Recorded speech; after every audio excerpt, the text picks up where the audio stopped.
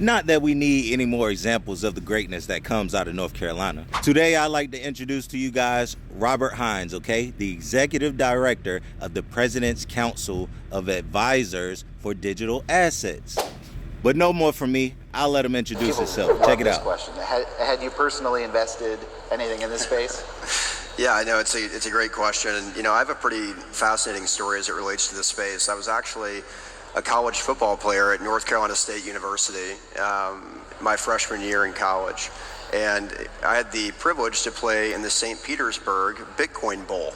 And the marketing worked. Lo and behold, it sparked my interest in cryptocurrency and digital asset technology more generally.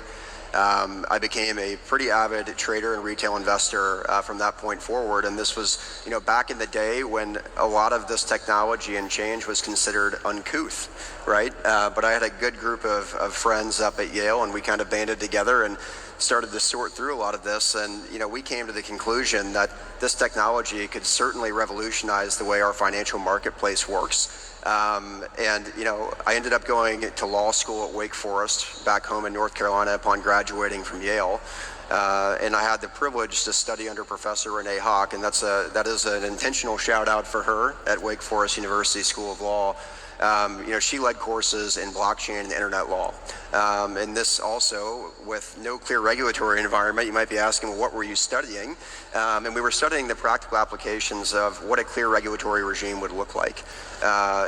Those courses certainly kept me in tune with what was going on in the space. I ended up becoming a general partner in a growth equity firm in Charlotte, but did not have a digital assets vertical inside of that firm. Stayed very involved just from the retail perspective, and when the transition rolled around, I knew a lot of the folks in the Trump orbit from the days when I ran for Congress in North Carolina's 13th district.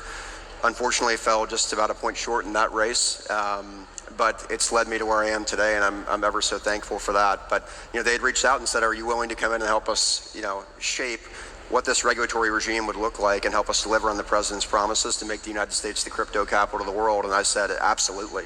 Couldn't think of a better opportunity. And I ended up, we had a meeting of the minds between myself and our AI and crypto czar, David Sachs, who is a brilliant human being in his own right. I think his reputation precedes him with all of his success with his business ventures and so on.